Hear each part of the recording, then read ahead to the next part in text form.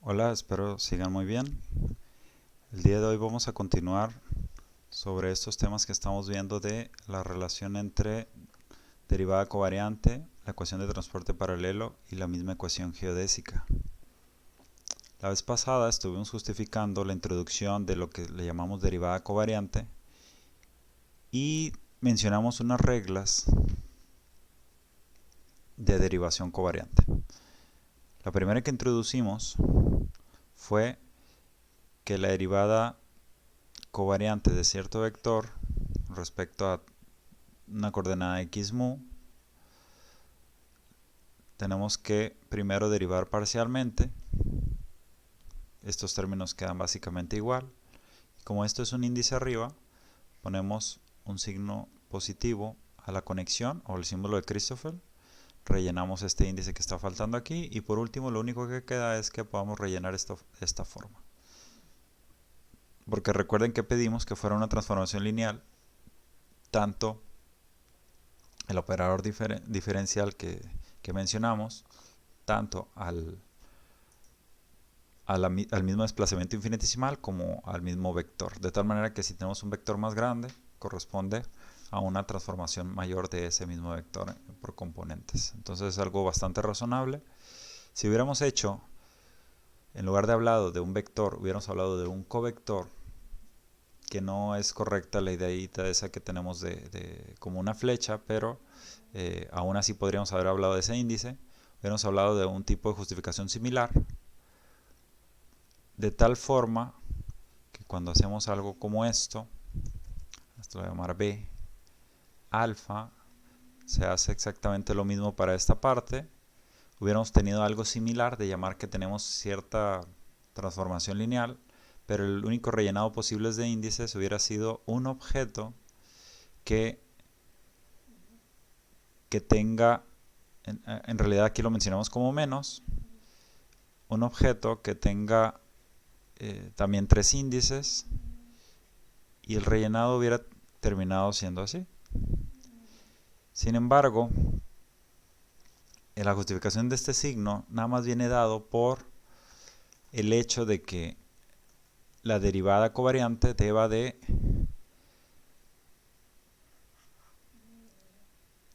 preservar o de tomar la forma de derivación parcial directamente nada más para un escalar. ¿Esto por qué es? Esto lo pueden encontrar en cualquier texto, no lo vamos a hacer aquí para no entrar en ese desarrollo, pero es muy simple. Hubiéramos tenido que decir que este es otro tipo de objeto tal vez, pero la conexión se va a dar cuando pidas que la derivada covariante de un escalar, por ejemplo, al contraer a alfa con b alfa, esto es un escalar porque son índices mudos, es decir, este es el producto escalar que conocemos. Entonces, al pedir que esto sea la derivación parcial de phi, simplemente porque no tienes manera de rellenar, si lo quieres ver así, o de una manera más directa porque los escalares se transforman covariantemente directamente simplemente yendo a través de la trayectoria. No necesitas justificar el hecho de que no empatan alguna dirección porque un escalar no tiene dirección. Entonces al hacer esto es donde te darías cuenta de que tienes que tener un signo menos para esto.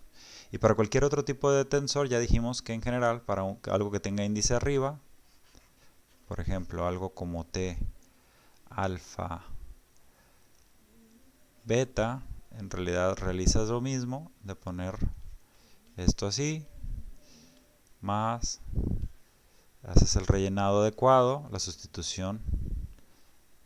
Por ejemplo, en este caso vamos a llamarle lambda los índices de sustitución. Y tenemos que esto es beta. Menos gamma lambda mu beta t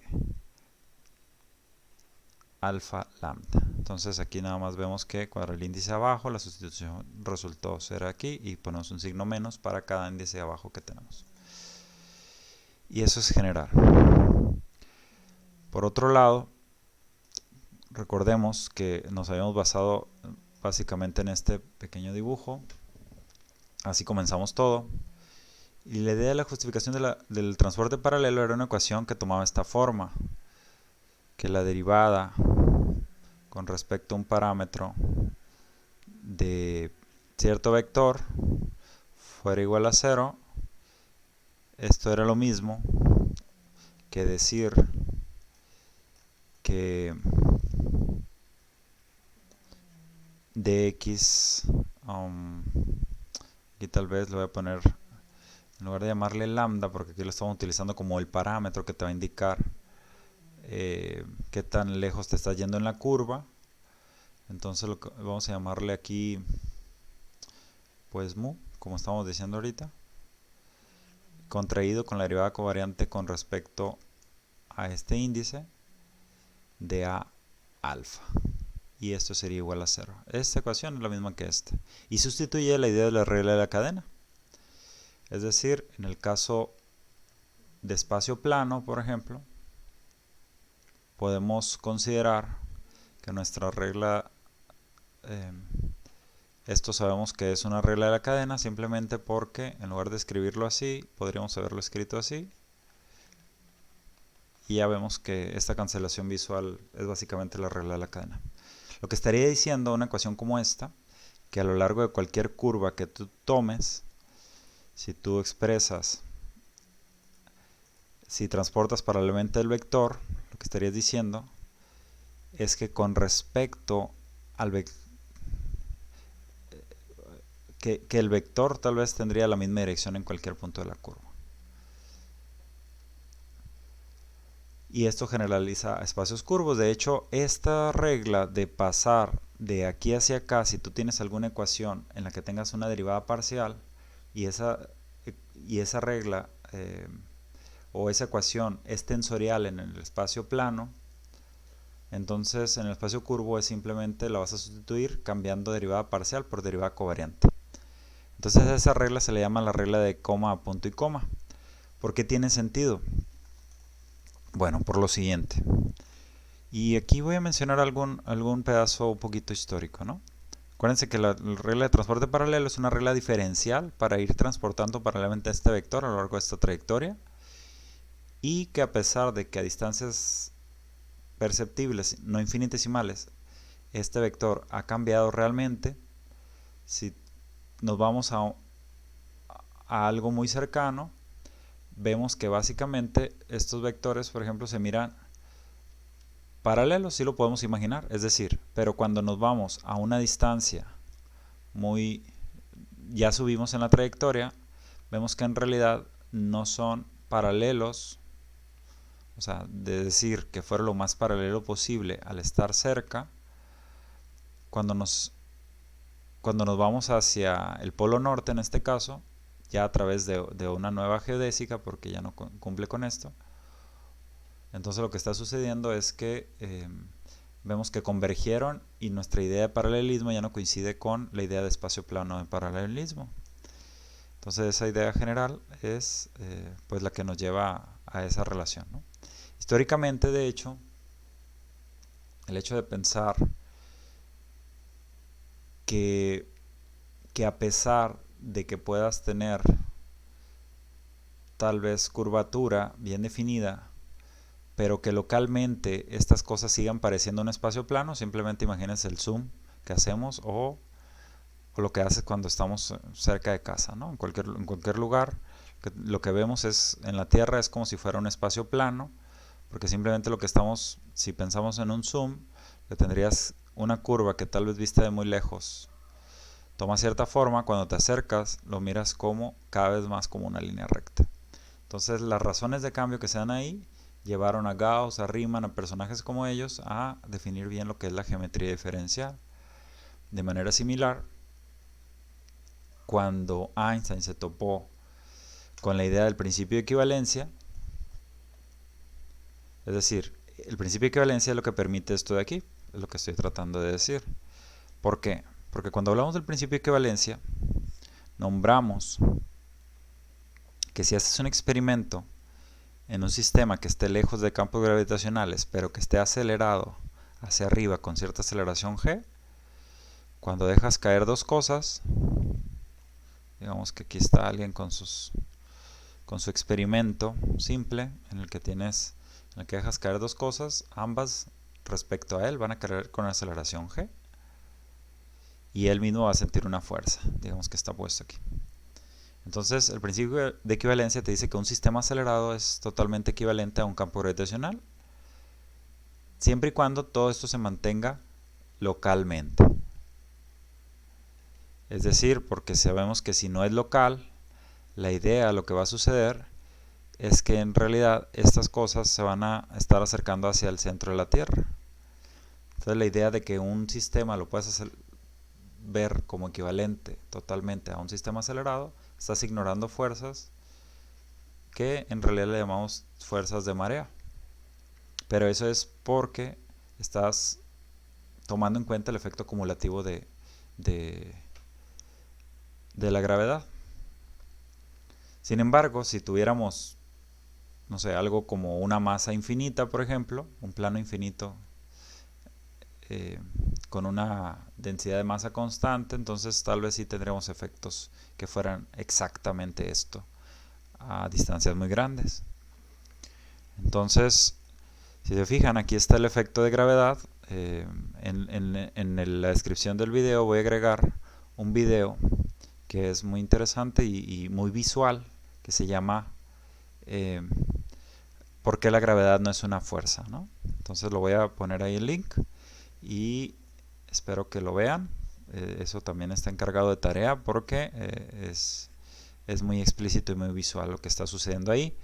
Y decíamos, y en particular, todo el video hace mucho énfasis en el principio de equivalencia. Hay un momento incluso en el que habla de la ecuación geodésica. Ahora, ¿cuál es la relación de ecuación geodésica con la ecuación de transporte paralelo? La ecuación de transporte paralelo, por cierto, es válida para cualquier tipo de tensor. Es decir, aquí podemos tener otro tensor, puede tener más índices y sin embargo, aquí le podríamos haber agregado tal vez un beta y esto sigue siendo la ecuación de transporte paralelo. ¿Cómo se transporta paralelamente a un tensor de cualquier rango? Entonces, y decíamos que por aquí va sumergida la idea de que con respecto al vector tangente, esto tenga cierta dirección y que la mantengas a lo largo de toda esa trayectoria. Aquí arriba también, por ejemplo, el vector tangente va hacia acá. Entonces estos dos podríamos pensar que todo el tiempo fueron paralelos, el vector tangente y el mismo vector A. De hecho, la idea de geodésica es justamente esa.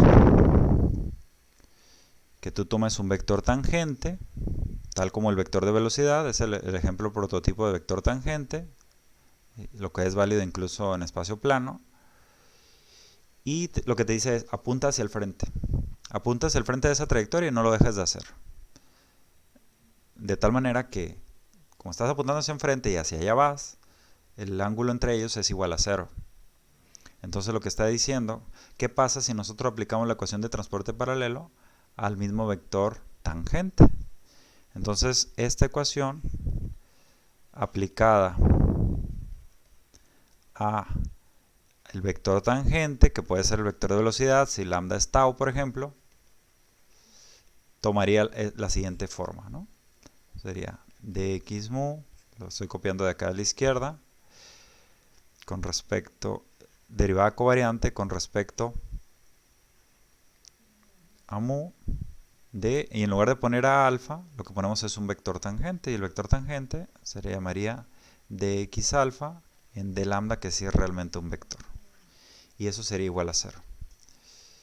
Obviamente, si esto fuera el vector velocidad directamente, ya podríamos llamarle el u que acostumbramos a llamarle el vector velocidad, y aquí sería u alfa igual a 0, lo cual es una notación muy compacta para la ecuación geodésica. ¿Pero por qué estoy diciendo que es la ecuación geodésica? La ecuación geodésica, nosotros vimos una forma desarrollada que en realidad corresponde exactamente a esto. Es decir, la ecuación geodésica nosotros la escribimos como la segunda derivada de x alfa con respecto a lambda más gamma alfa, y aquí lo voy a llamar mu nu de x mu en d lambda por dx nu en d lambda igual a 0. Es decir, ¿cómo es que esto estamos nombrando que es igual a esto? Y la situación en realidad es bastante simple.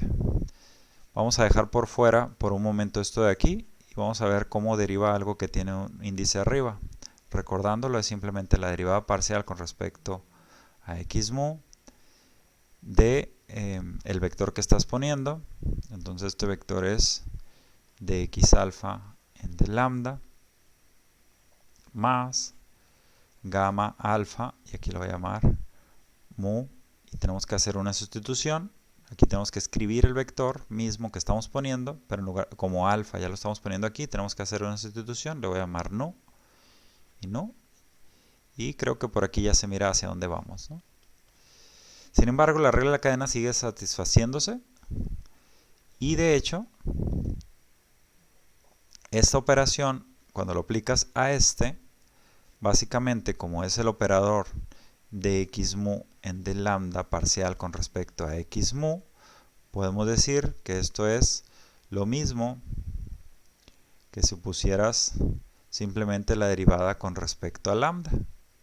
Es decir, cuando ya tomamos esa forma inversa de la regla de la cadena, entonces debería ser visible que estos dos operadores aplicado a esto, o más bien este operador en conjunto aplicado a esta, corresponde a la segunda derivada de x alfa con respecto a lambda, y por acá ya simplemente hacemos un reacomodo. Alfa mu nu, pongo este factor, y el último factor que queda de escribir es este. Entonces acabamos de demostrar que esto es exactamente equivalente. Aquí si pusiéramos el vector tangente contraído con esta operación, igual a 0. Esta es una notación más compacta, pero se la encuentran bastante en los libros. Entonces este y este son exactamente la misma ecuación. Porque justamente lo que dijimos, lo que le está diciendo es que para transportar, en lugar de, te está diciendo que si tú te quieres ir en cierto punto, a cierta latitud a la que estés tal vez, si te vas derecho, te vas a seguir derecho en esa trayectoria, y lo que te vas a encontrar es que le vas a dar la vuelta tal vez a todo esto. Claro, en este caso porque estamos hablando de un espacio con curvatura constante. La realidad es que en los libros siempre se van a encontrar, o no solo en los libros, sino que en todos lados, se van a encontrar que la imagen de curvatura que se tiene, tal vez formado por una estrella, tal vez formado incluso por un agujero negro, en el cual esto se va hacia infinito, hacia abajo, en algo que se llama la singularidad. Lo que vas a tener es que la idea de geodésica cambia, claro, de acuerdo a ciertas condiciones iniciales que tengas. Por ejemplo, si tienes cierta velocidad y la geodésica va a tomar cierta forma, tal vez una forma de órbita, o si vas hacia el objeto que causa la gravedad, pues es una forma de caída.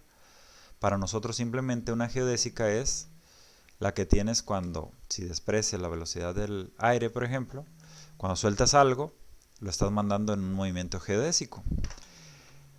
Es en ese sentido que les recomiendo de nuevo la visualización de ese video, que el nombre, el título es ¿por qué la gravedad no es una fuerza?, ¿no? Y es de este señor que tiene el canal de Veritas. Les decía que es muy visual, y de hecho toda esta idea generaliza mediante el principio de equivalencia. También permite la conexión entre gravedad y lo que conocemos nosotros como fuerza. Hay dos lenguajes diferentes que se pueden usar y son equivalentes. Uno es pensar que la gravedad es una fuerza, y la otra es pensar que es parte de la geometría del espacio-tiempo, que esa es la forma en que acostumbramos a verlo alguien que trabaje con relatividad. Y todos los efectos de fuerza-gravedad podrían estar codificados aquí. Es decir, gamma codifica los efectos de gravedad, pero no te indica exactamente en realidad si el espacio está curvado o no. Nada más hay que acostumbrarse un poco a eso, ¿no? O sea, esta ecuación podría decirte, tal vez, este término solo no te dice si algo acelera. Sin embargo, aquí va a estar codificando los efectos de curvatura. Entonces, para nosotros, la pregunta de nuevo es, ¿estamos nosotros en un sistema inercial? Gracias al principio de equivalencia, nosotros aquí sentados, por ejemplo, en la silla, voy a poner aquí un mono demasiado feo, desparramado en la silla. Como nosotros sabemos que nuestro campo gravitacional es exactamente equivalente a un campo acelerado hacia arriba, entonces podemos pensar que nosotros no somos un sistema inercial, sino que realmente somos un sistema acelerado gracias al efecto que causa en nosotros la silla o todas las moléculas de la Tierra que permiten que no nos hundamos.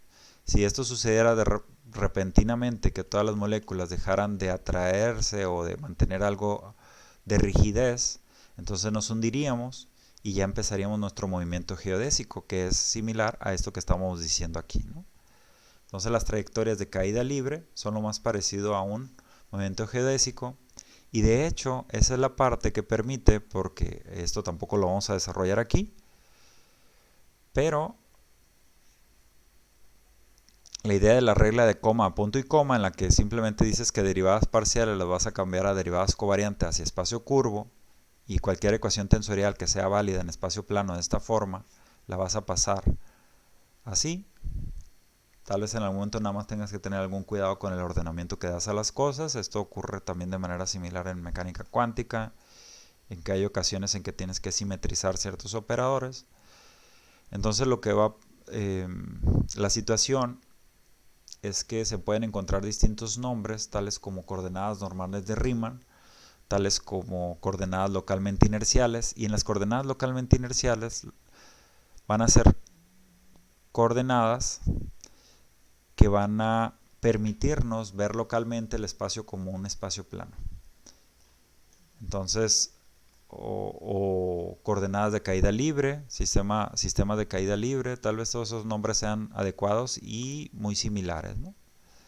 Entonces, esos van a ser sistemas en los que tenemos, sobre esto vamos a hablar después, que las gamas las puedes tender a cero, pero las derivadas de esto ya no puedes tenderla a cero porque los grados de libertad que permite la métrica en la sustitución de coordenadas ya nos dan suficiente para pensar que estas derivadas tiendan a cero, ¿no?